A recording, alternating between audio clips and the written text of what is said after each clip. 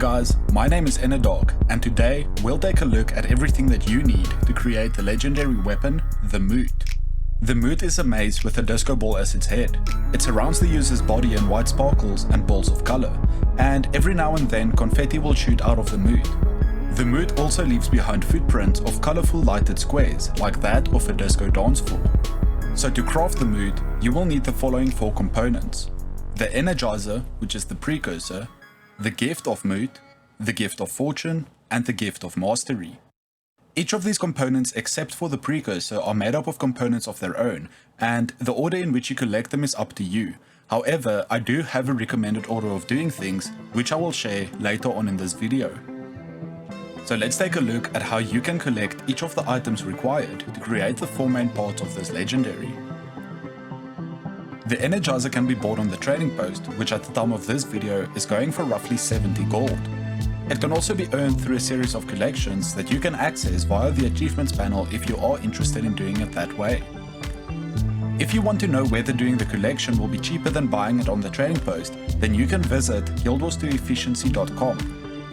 Lastly, just like any of the first generation precursors in Guild Wars 2, the Energizer can actually be dropped from enemies in the game. So make sure that you have completed the Advanced Logistics Mastery and that you tick all of the auto-loot functions in the options menu.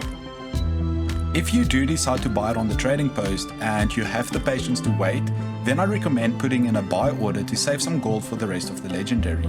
Doing this can sometimes take a couple of days, so if you don't have the patience to wait or you urgently want your legendary and you have the gold to spend, then you can go ahead and buy it at the selling price. The Gift of the Moot is one of the more expensive parts of this legendary. It consists of the Gift of Metal, the Gift of Entertainment, 100 icy runestones, and the superior Sigil of Energy. So to craft the Gift of Metal, you will need a character with weaponsmithing at level 400.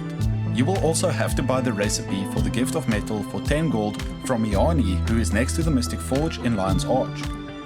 Once you've done this, you will need to combine 250 Orichalcum ingots, 250 Mithril ingots, 250 Darksteel ingots, and 250 Platinum ingots at the weaponsmithing station. To craft the Gift of Entertainment, you will need an Armorsmith at level 400. You will also have to buy the recipe from Iani for another 10 gold. Once you've done this, you will have to buy the Gift of the Nobleman from the Dungeon's Weapon and Armor vendor for 500 seals of Beetleton. The Dungeon Weapon and Armor vendor is just south of the Fort Mariner waypoint in Lion's Arch, as you can see in this picture. To obtain the seals of Beetleton, you will have to do the Cordicus's Manor dungeon multiple times, or you can do the Cordicus's Manor dungeon reward track in either PvP or World vs World a few times. All of these options are good, as they will reward you with additional gold and materials that you can use later on in the legendary, so it's up to you to choose which of them you want to do. Combine the Gift of the Nobleman with 250 Orichalcum ingots, 250 bolts of gossamer, and 5 boxes of fun at the armorsmithing station to create the Gift of Entertainment. The icy runestones are a part of the legendary that you unfortunately have to spend gold on.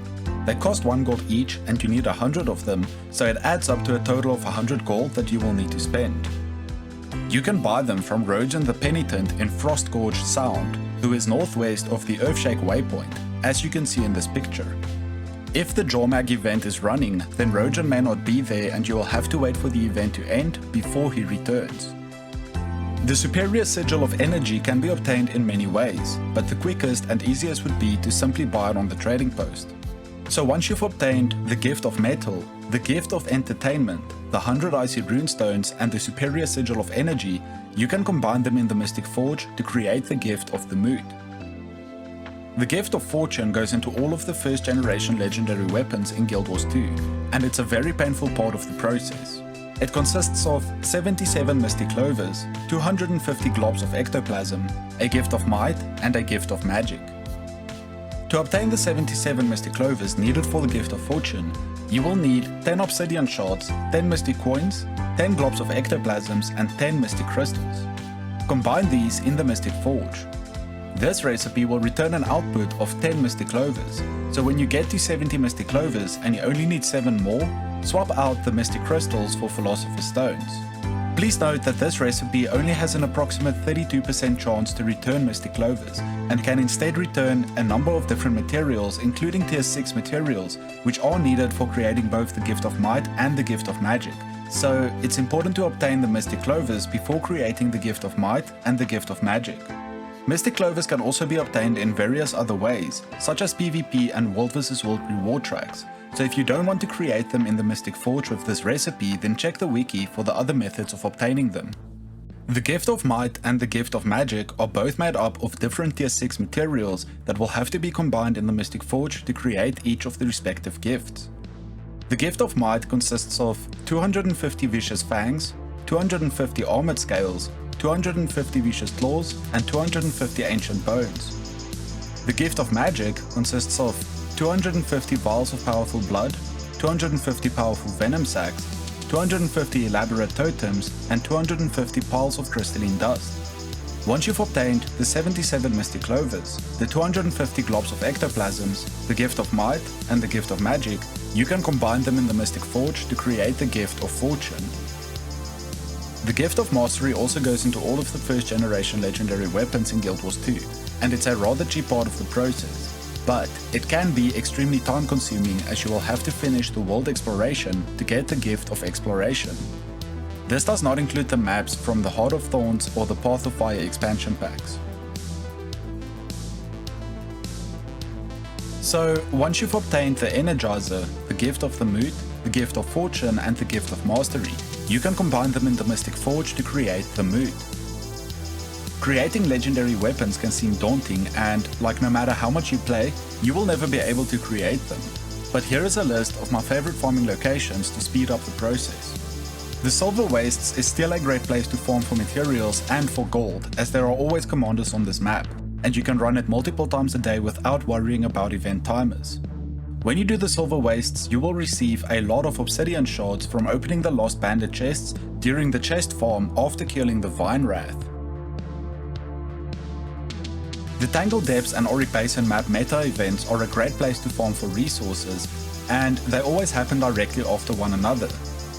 Each of these will reward you with the option to choose an amalgamated gemstone as your reward once per day, which can be sold on the trading post for a bit of extra gold. Doing world bosses is a great way of farming for materials. You can do each boss once per day per account, and they always drop a bonus chest that contains a rare or exotic piece of equipment that can be salvaged for globs of ectoplasm. The chest that's dropped by the boss itself also has the highest chance of containing a precursor weapon than any other chest in the game, so if you are thinking of trying to farm for your precursor weapon, then this is the way to go. There will always be a lot of players fighting the world bosses, meaning that the events will always be relatively easy and quick. Please note that your character has to be above level 40 to have a chance of receiving any rare gear from the event. The Fractals of the Mists is probably the most rewarding thing to do in Guild Wars 2. The issue here is that you need at least one character that is fully geared in Ascended gear and that has around 150 agony resistance, and getting a character to this stage of being ready for Fractals is really difficult and can be very expensive. You should try to do the daily tier 4 Fractals every day. Dungeons are not nearly as rewarding as they used to be, but some of them are really easy and quick to do, and the amount of gold gained for the amount of time that you spent in them is totally worth it. Lastly, remember to always do your dailies, as this will reward you with an extra 2 gold per day. To make the process of crafting this legendary as fun as possible while still saving some gold, I'd recommend that you do things in this order. The first 3 things that you should focus your attention on is the Gift of Exploration, the Gift of Battle, and the Gift of the Nobleman. You can do these in any order, but I recommend first doing the map exploration while doing the daily PvP and World vs World achievements. This will reward you with potions that further the progress of your reward tracks in both PvP and World vs World, so make sure that you have the Gift of Battle reward track selected in World vs World and the Cordicus's Manor Dungeon reward track selected in PvP. If you do things in this way, then you should finish the Gift of Battle and the Gift of the Nobleman before finishing the Gift of Exploration. The reason that I like to focus on these 3 things first is because you will end up receiving a lot of materials that you will need later on in the Legendary, such as Mystic Clovers, Obsidian Shards, Tier 6 materials and globs of ectoplasms from salvaging rare and exotic gear. When you are doing the Gift of Exploration, you should make sure that you have gathering tools equipped and that you gather every single resource node that you run past. The next thing that you should focus on is the Gift of Fortune, starting with the Mystic Clovers, as this recipe may also return some of the other tier 6 materials that's needed for the rest of the Legendary. After doing the Gift of Fortune, you should finish the Gift of Mastery. Next, do the Gift of the Moot. Lastly, we have the Precursor.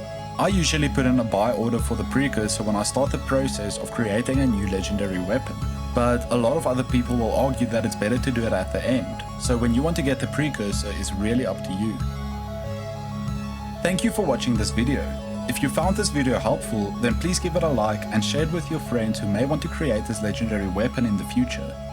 If you have any questions, then please feel free to ask them in the comment sections down below.